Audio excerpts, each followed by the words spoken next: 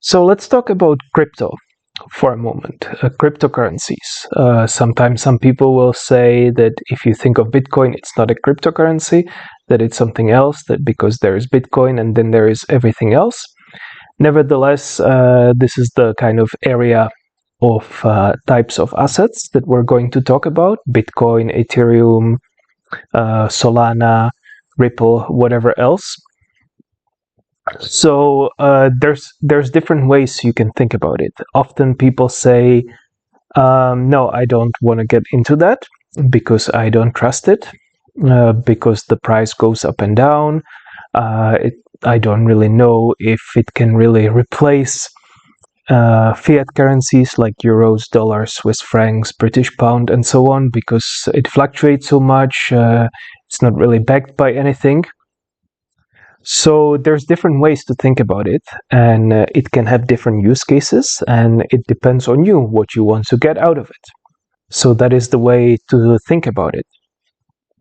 You don't have to worry about the prices if your idea is not, keeping it long term for asset protection, for speculation, for growth. Of course, a lot of people might disagree with that perspective. I might disagree with that as well. But this is not the point. The point is that you don't have to have the idea that it has to be for everything. Perhaps the reason for you to use Bitcoin or some crypto is that you don't want to rely on banking systems. You want to be able to transact in a way that doesn't depend on banks. So perhaps, as an example, somebody pays you in Bitcoin. So now you have the opportunity, now you have the ability to do that. It doesn't mean that you have to keep Bitcoin long term. You can exchange it to something else right away. Likewise, you need to make a transaction, and let's say now there are some restrictions in place in your country or in the currency that you want to use. There's some problem with the bank, but you have an alternative. You can exchange money into Bitcoin or into Ripple or whatever else. You send it somewhere else to private wallet, and then you exchange it again. So this is kind of like an alternative. It gives you a lot of freedom. It gives you a lot of possibilities.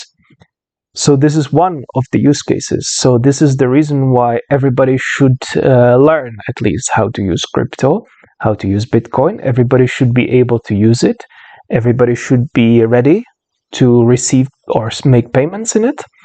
Just have everything set up. It doesn't mean that you have to hold it. Now, of course, I'm one of those people who will tell you it's also a good idea to hold some, but this is a different story for another time. So the point is to understand the difference between the two. So it doesn't mean that you have to invest. It doesn't mean that you have to speculate. You can use it in this way as well. So then there isn't really anything to holding you back. If you're worried about, okay, it's maybe technical, you might make a mistake, you might get scammed, why don't you try with some small amount of money and just to play with it around, to get comfortable with it, to learn how to use it until you are comfortable. If you need more help, we do coaching where we teach you how to use it. We explain to you how it works. We even can set up a private wallet for you, teach you how to use it safely, and all this stuff. So if you need help, get in touch.